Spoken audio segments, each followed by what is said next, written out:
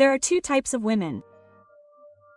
There is the woman a man enjoys, has an incredible time with, they laugh, they connect, the chemistry is evident, she is the perfect date, the ideal companion, a fascinating, intelligent, funny woman, and he has a great time.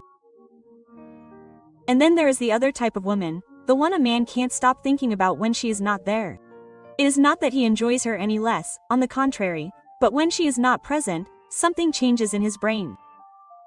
She becomes a kind of echo, an unanswered question, a melody that repeats in his mind while he drives, while he works, while he tries to sleep.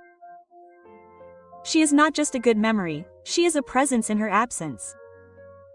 The first woman receives a text the next day or two that says, "Hey, I had a great time last night." The second woman makes him check his phone every 5 minutes, wondering why she has not written. He rereads their conversations, tries to decipher her. Today I am not going to teach you how to be the perfect date woman, I am going to teach you how to be the second. What if I told you that feeling of giving it my all and still going cold isn't your fault, but the result of following the wrong instruction manual? A manual that's been sold to us for generations and that in the modern world is hardwired to fail? And if being too nice, too available, too transparent, were precisely the switch that turns off the engine of male attraction, think about it. Why are the stories that grip us the most the ones that are mysterious? Why are the characters we remember the most the ones with layers, the ones we can't fully figure out in the first scene? Because the human brain, and especially the male brain when it comes to conquest, isn't designed to value what's already secured. It's biologically programmed to chase, to desire what's perceived as valuable. And value in the attraction economy is measured in a very specific currency: uncertainty. What you're about to discover isn't a set of tricks to make it hard for yourself. That's child's play. This goes much deeper. It's a psychological technique that I've dubbed the mirage effect. A mirage is an illusion, something that seems real, tangible, that you see in the distance in the desert and that compels you to walk towards it full of desire and hope. It's the promise of an oasis. When you're present, you are that refreshing, real, and lively oasis. But when you're gone, you must become the mirage, that mental image that attracts him, that magnetizes him, that compels him to keep looking for you, not because you need him, but because he needs to see that this oasis is real. Are you ready to stop being the comfortable, predictable woman? Are you prepared to become that question he can't stop asking himself? Because if the answer is yes, stay. What I'm about to reveal to you will change the rules of the game. And the first rule is that in order for someone to miss you, you first have to give them the opportunity to notice your absence. The scenario is painfully familiar. You've had a brutal connection. The conversation flowed effortlessly for hours, punctuated by laughter, knowing glances, and that electric tension that makes you feel like something is finally different. You say goodbye with the absolute certainty that this is going somewhere. You feel like you've shown your best self, open, honest, fun, vulnerable. And then, silence or worse, a weak echo. Messages that take a long time to arrive, monosyllabic answers, an interest that, like water between your fingers, escapes without you understanding why. And this is where the psychological torture begins, the loop of questions that echo in your head. What did I do wrong? Did I say something I shouldn't have? Maybe I'm not as interesting as I thought. You analyze every second of the date, every word, every gesture, looking for the mistake, the flaw in the system that caused the short circuit. It's exhausting and, above all, it's a direct attack on your self-esteem. But the answer you're looking for isn't in the microscope with which you analyze your actions. The answer is in the telescope with which you observe the entire dynamic. The problem isn't that you did something wrong. The problem is that you probably did everything too well, according to the outdated script we've been taught. You were so clear, so present, and so available that you inadvertently eliminated the most crucial ingredient of the attraction phase: mystery, the need to conquer. Think of it like a movie. If in the first 10 minutes you reveal the entire plot, the final twist, and the fate of each character, what incentive does the viewer have to stay for the remaining 2 hours? They may have enjoyed the trailer, but they feel like they've seen the whole movie in the attraction. It's exactly the same. Handing over your entire self on a silver platter at the first encounter is like rolling the end credits at the beginning of the movie. This video is your manual for rewriting that script. My promise to you is simple, yet powerful. If you stick around until the end, you'll not only understand why men distance themselves when they're most connected, you'll learn how to use that same space, that distance, to your advantage. You'll discover how to strategically create voids that, instead of generating oblivion, are filled with the thought of him. You'll learn to manage your presence and, more importantly, your absence. To turn the latter into your greatest ally, we're going to dismantle the greatest paradox of modern dating. How, in the age of instant connection, true power lies in selective disconnection. I'll reveal why being an open book makes you a quick read and how to become that addictive novel he desperately needs to read the next chapter of. The mirage effect isn't an optical illusion. It's a reconfiguration of your perceived value. And it all starts with understanding a fundamental truth about male psychology that's been hidden in plain sight, a truth that underpins everything we build from here on out. To understand the mirage effect, we first need to take a journey inside the male brain. It's not a simple or predictable place, but it is governed by an evolutionary programming that is incredibly powerful and often ignored. For hundreds of thousands of years, the male brain was shaped not to maintain relationships in the age of Instagram, but to solve problems, to hunt, to overcome obstacles, and essentially to pursue a goal and obtain a reward. This is a core operating system, the software of conquest. When a man is attracted to a woman, this operating system kicks into high gear. She is not just a person, she becomes the target.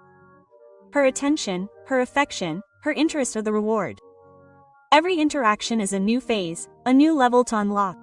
The first smile, the first conversation, the first date. Each step is an accomplishment that releases a little hit of dopamine in his brain, the neurohormone of pleasure and motivation.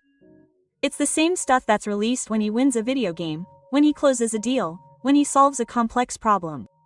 Dopamine tells him, keep going. What you're doing is working, the end reward is worth it. Quote. And here, right here, is where the ultimate train wreck between masculine and feminine energy occurs.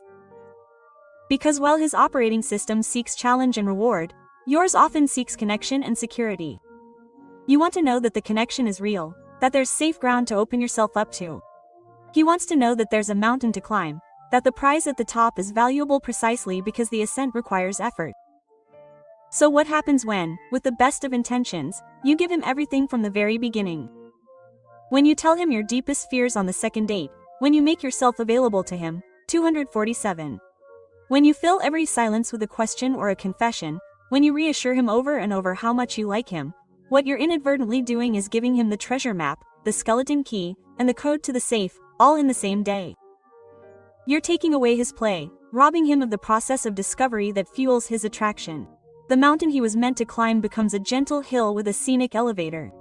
And while the views from the top may be spectacular, he doesn't feel like he's earned them. There's no sense of accomplishment. And without that sense of accomplishment, the dopamine circuit short circuits, motivation plummets. It's not that he doesn't like you. You may seem like an incredible woman to him, but his brain, his most primal instinct, sends him a warning signal. Mission accomplished. Objective achieved. There are no more levels to unlock here. And his focus automatically begins to look for a new challenge. This is the exact moment when you feel that cooling. It's not personal, it's neurological.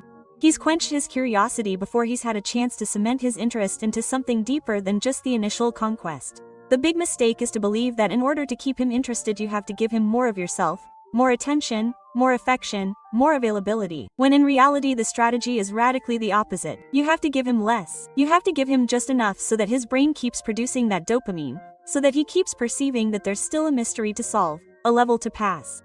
You have to learn how to log out of the game at the most exciting point, leaving him wanting to play again tomorrow, because if you let him win the game on the first night, he'll have no reason to ask you for a rematch. So, we've established that the male brain is wired for challenge, but this is where the story gets even more complex and, if possible, more interesting, because it's not just a challenge on challenge off switch. It's a delicate dance with a concept that governs everything in our society. The principle of scarcity. Think about that for a moment. Why is a diamond, which is essentially a lump of coal that has endured extreme pressure, worth thousands of dollars? Why do people wait in endless lines to buy a limited edition pair of sneakers or pay a fortune for a one-of-a-kind piece of art? It's not because of its intrinsic utility, it's because of its scarcity. Its value lies not in what it is, but in how hard it is to get. Now, apply that same logic to your most precious possession. And no, I'm not talking about your bags or your shoes, I'm talking about your time, your attention, your emotional energy, and your mental space. Those are your diamonds, those are your limited edition sneakers, Those are your one-of-a-kind works of art, and like any valuable resource, their perceived value plummets the moment there's an oversupply. Let's imagine a story. Let's call our protagonists Laura and Marcos. They have a spectacular first date. The chemistry is undeniable. They laugh, they argue, there's eye contact, flirting, everything. Laura arrives home floating on a cloud and wanting to keep that connection alive. She sends him a message. I arrived safely today. I had an incredible time, honestly. You're an incredible man. We definitely have to do it again. Marcos reads it and smiles. Great, he thinks. The next morning, Laura wakes up and the first thing she does is send him a good morning. How did you sleep? I hope you have a great day. Marcos, who is entering a meeting, sees this and thinks, how nice, but she doesn't have time to respond. During the day, Laura sends him a meme that reminded her of their conversation. In the afternoon, she asks him how his day was. By the time night falls, Laura has created a monologue of availability. She has demonstrated, without a doubt, that she is 100% interested and available. Now let's look inside Marcos' head.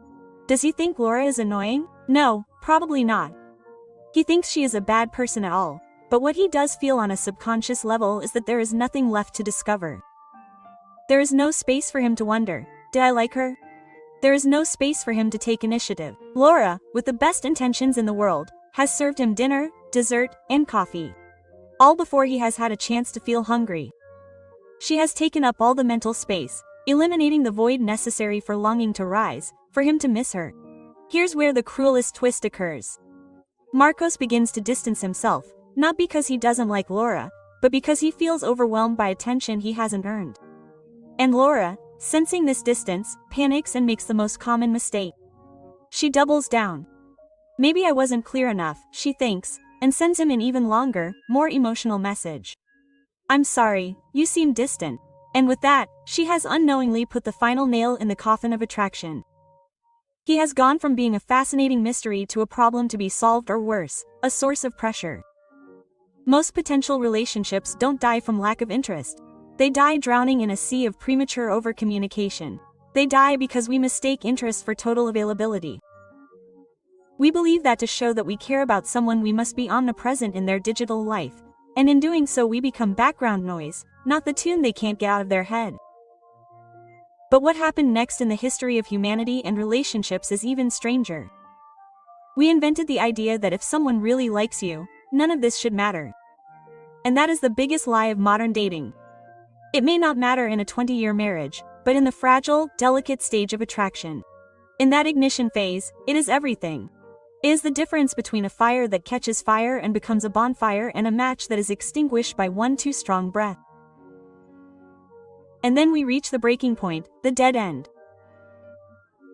You have been the good woman, you have been honest, you have been transparent, you have shown your interest, you have put your heart on the table and it has not worked or it has worked for a moment before fading into the fog of indifference. Are you tired of analyzing, of wondering what you did wrong? The temptation right now is one of two. Either to throw in the towel and conclude that all men are the same, or to build a wall of cynicism around yourself and become a cold, calculating player. But stop, take a breath, because here, in this very moment of ultimate frustration, is where everything is about to change. This is where I reveal to you the key piece of the puzzle. The truth that once you internalize it, it rewires everything, the very heart of the mirage effect, and it's a truth that's as simple as it is brutally honest. Brace yourself because this may shake the foundations of everything you thought you knew about attraction. The secret isn't playing hard to get, the secret isn't lying about how busy you are. The secret isn't ignoring him. Those are all low-level tactics, they're masks. The real secret, the fundamental shift that changes everything is a change in mindset. It's stopping asking yourself, am I good enough for him? And starting asking yourself with unwavering conviction, is he good enough for my time? Read that again in your mind. Feel the weight of that question. Feel the direction of power shift. It's no longer flowing from you to him in a desperate search for validation. It now flows from an internal wellspring of self-worth, and it's up to him to prove himself worthy of accessing it. This is where it all exploded. The brutally honest truth is this. A man doesn't fall in love with the woman who is constantly available to him. He falls in love with the woman whose availability is a premium. He's not attracted to the woman who gives him her time. He's irrevocably attracted to the woman whose time is so valuable, so filled with her own passions, goals, friendships, and growth, that sharing an hour of it with him is a privilege he feels he's earned. Your attention shouldn't be a free public service available to anyone who dials your number. Your attention should be a dividend, a reward that comes through investment. And what is your investment? Your effort, your consistency, your genuine interest, your ability to stimulate you and add value to your already full and fascinating life. When you operate from this paradigm, everything changes. You no longer feel the need to fill the silences because you enjoy your own peace. You no longer feel the anxiety of responding instantly because you're busy living your life. You no longer hand him your bio on the first date because you understand that mutual discovery is a slow, delicious dance, not a job interview. And here comes the sentence that sums it all up, the final revelation. Because a man, and really any human being, doesn't value the time he spends with you. He values the privilege of having earned that time. He values the feeling that he's been chosen, that he's passed a test, that he's gained access to something exclusive. If your presence is a gift that's given without wrapping or a special occasion, it becomes an everyday occurrence, an abundant commodity that loses its value. But if your presence is the prize that's won at the end of the hunt, then and only then will it become his greatest mission, his most coveted conquest. And I know what you're thinking right now. I get it, it's a total game changer. But how do I do it? How do I become that treasure without coming across as arrogant, cold, or distant? How do I demonstrate my value without having to proclaim it to the four winds? The answer is simpler and more elegant than you might imagine, and it's what we're going to break down step by step right now. The question hanging in the air is how to materialize that change of mentality. How do we become that coveted treasure, that magnetic mirage, without falling into the trap of arrogance, coldness, or worse, without ceasing to be ourselves? The answer is that it's not about putting on a mask, but about removing the layers of anxiety and neediness that have been imposed on us. We're not going to build a false personality. We're going to reveal the most powerful and authentic version of yourself through 3 fundamental pillars. Forget the rules. This is a lifestyle. The first pillar is the art of dosing. Imagine that your attention and energy are an extremely expensive perfume that comes in a tiny bottle. You don't bathe in it, you put a drop on your pulse points. It's subtle, intoxicating, and leaves a trail of mystery. That's how you should approach your initial interactions. This translates into 2 specific practices. The first is to own the ending. In psychology, there's something called the ending effect, which posits that people remember unfinished or interrupted tasks better than completed ones. Apply this to your conversations and dates. Be the one to end the interaction, and always do it on a high note.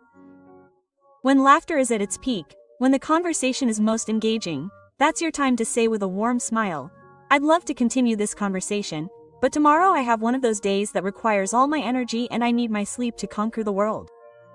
Talk to you soon." You see the difference. It's not a rejection, it's a declaration that your life, your goals, and your well-being are your priority. You leave him wanting more. You leave him with an unfinished task, that of continuing to discover yourself. The second practice is to create space for longing. This means deprogramming the need for an immediate response. It's not about some stupid rule of waiting 3 hours to respond. It's about being genuinely busy living your life. When his message comes, don't jump at the phone like it's a water bottle in the desert. Finish what you're doing. Enjoy your moment and then respond calmly. Sometimes it will be in 5 minutes. Sometimes it will be in 2 hours. Your response pattern will not be predictable because your life is not. This space, this emptiness that you create is the